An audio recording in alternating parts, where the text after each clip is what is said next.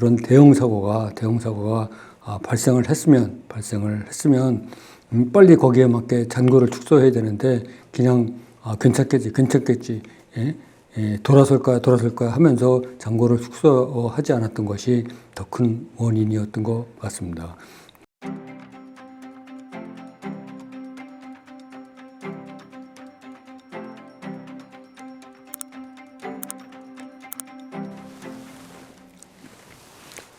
안녕하십니까 여러분, 둥모강 김정수 채널의 김정수입니다.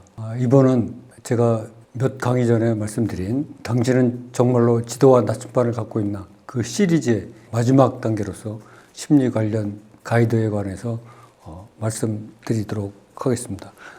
주식은 심리가 반 이상이다, 아니면 어떤 분은 70% 이상이다, 이렇게 말씀하시는 분들이 많습니다. 그만큼 심리가 주식에서 차지하는 비중은 높은 것 같습니다. 그러면 우리가 이런 심리를 어떻게 관리하고 유지할 건가, 이거에 대해서 이번 시간에는 집중적으로 말씀드리도록 하겠습니다. 이 PDP 자료 화면을 보면 첫 번째로 기계적인 매매냐, 탄력적인 매매냐, 이런 내용이 있죠.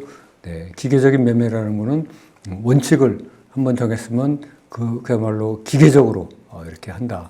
아니면은 원칙과 관계없이 상황에 맞춰서 탄력적으로 매매한다. 이렇게 우리가 하는데, 이게 얼핏 보면 굉장히 쉬운 얘기 같지만 굉장히 어려운 얘기입니다.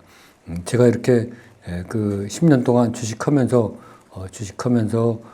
느낀 게, 심리가 가장 흔들릴 때가 어느 때인가 이렇게 생각을 하면, 매수를 못할 때도 아니고 매도를 못할 때도 아니고 이익을 못 낼 때도 아닙니다. 또 손실을 크게 볼 때도 아니고, 원칙 없이 왔다 갔다 할 때가 제일 심리가 흔들립니다.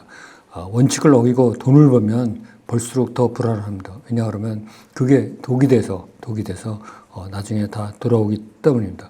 그래서 원칙을 고수했는데 돈을 잃었다, 그러면 자기 자신을 칭찬을 해줘야 되고, 원칙을 위배했는데 돈을 벌었다, 이러면 오히려 질책을 해야 될 것 같습니다. 그 정도로 그 원칙에 살고 원칙에 죽는다, 이렇게 말씀드리는 게 좋을 것 같습니다. 그리고 진짜 원칙을 고수해야 우리가 이 험난한 주식 시장에서 살아남을 것 같습니다. 두 번째로, 이 매도 조급증에 시달리면 어떻게 할 거냐. 저 같은 단기 매매를 위주로 하는 사람은, 저 같은 경우에는 가벼운 종목은 10%, 무거운 종목은 5% 이익을 내는 것을 원칙으로 하고 있는데, 이게 가다 보면은 그 10%에 파바박 가면 얼마나 좋겠습니까? 그러나 그렇지 않고 5%에서 꺾어지는 경우도 있고 7%에서 꺾어지는 경우도 많습니다. 그러면은 자꾸 꺾어질 때 10%의 이익을 내지 못하고 그 조급증을 내서 그 이익을 실현하고 많은 경우가 있는데, 이럴 때 그 정말로 장기 이익을 극대화하기 위해서는 반드시 10% 이상의 이익을 내고 나와야 된다. 중간에 자꾸 3%, 4%, 6%, 7% 이익 났을 때 팔기 시작하면 충분한 이익을 낼 수가 없다. 저도 이 병에 걸려서 무려 1년 이상을 고생을 했습니다.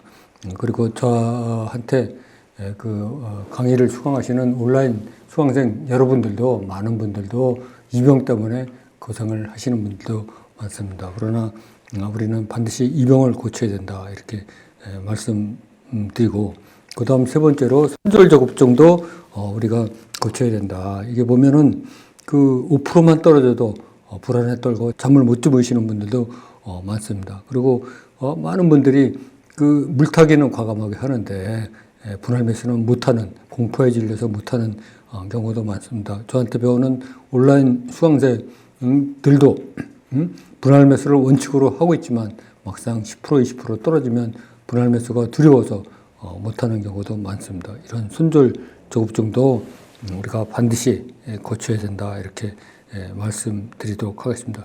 그 다음에 네 번째로, 가장 중요한 것 중에 하나인 탐욕과 공포, 조과 미련을 어떻게 할 거냐. 우리가 탐욕과 공포를 이기면 고수고 조과 미련을 이기면 달인이다, 이런 말이 있는데, 그 정말로 탐욕과 공포, 조과 미련은 인간의 본성과 관련이 된 거기 때문에 고치기가 힘들다 이렇게 말씀드리도록 하겠습니다. 저는 뭐 한 10년 정도 하다 보니까 이제 하도 깡통도 많이 차고 이익도 많이 내봐서 탐욕과 공포는 어느 정도 이기고 미련까지도 어느 정도 이길 수 있는데 조급은 정말로 이기기 힘든 것 같습니다. 그래서 제가 매일 아침에 플랭크 운동을 하는데 그때마다 조급하지 마라, 끝이 없다, 평생 한다를 무한반복으로 외치고 있습니다.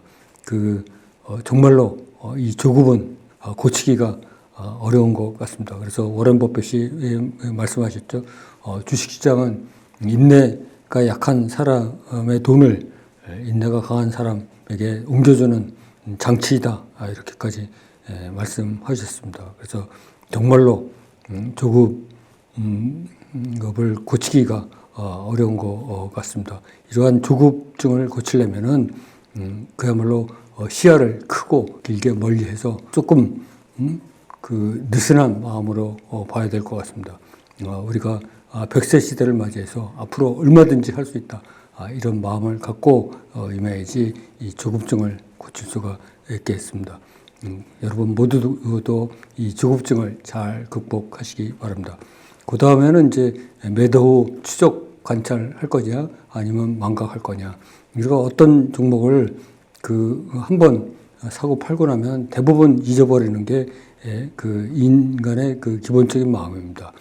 그러나 실력 형성의 지름길은 저희가 판 주식도 이거를 끝까지 추적 관찰하면서 어떻게 움직이냐를 계속 관찰하는 게 실력 형성의 지름길이다.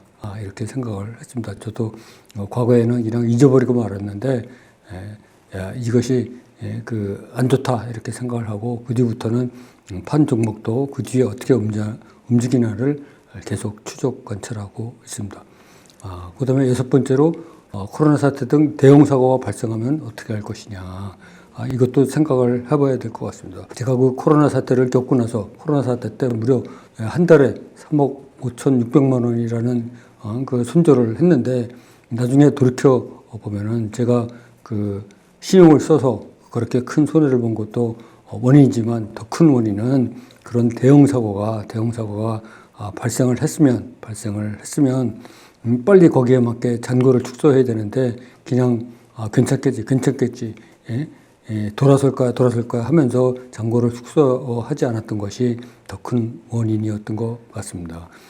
그래서 그 뒤부터는 뉴스를 보는 기준이 바뀌어서 뉴스를 딱 보면 이게 대형 사고냐 아니냐. 예를 들어서 우크라이나 러시아 전쟁 터졌다 그러면 이게 대형 사고냐 아니냐. 오미크론이 터졌다 그러면 이게 대형 사고냐 아니냐. 이런 기준으로 모든 것을 보고 있습니다. 그래서 대형 사고다. 그러면은 잔고를 굉장히 축소하는 쪽으로 가고 있습니다.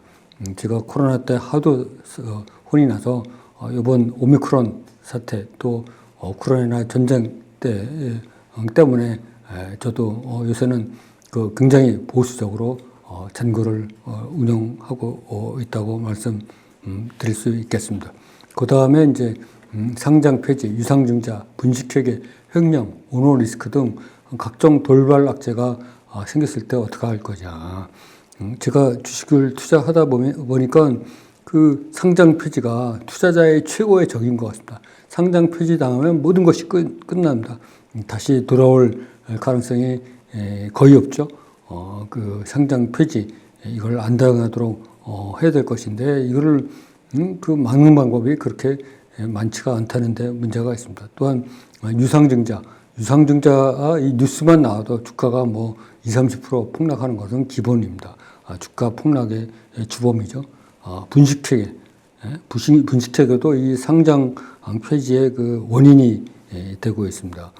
또한 횡령, 최근에 발생한 오스템 임플란트 한 사람이 1,000억, 2,000억 횡령을 했죠. 또 더 최근에는 화장품 회사인 아모레 직원이 또 수십억을 횡령했다고 합니다. 또한 오너 리스크도 많습니다. 또한 HDC와 같이 뜻밖의 사고가 발생하는 돌발 악재들이 많습니다. 그래서 이런 돌발 악재들이 발생했을 때 어떤 대비책을 갖고 있어야 되느냐 이런 것도 한번 생각을 해봐야 될 것 같습니다. 그리고 또한 8번째로 유무선 인터넷망 사고 발생 시 대처를 어떻게 할 건가도 미리 준비를 해야 될 것 같습니다. 이게 한번 사고가 발생하면 복구하는데 2, 3일 걸립니다.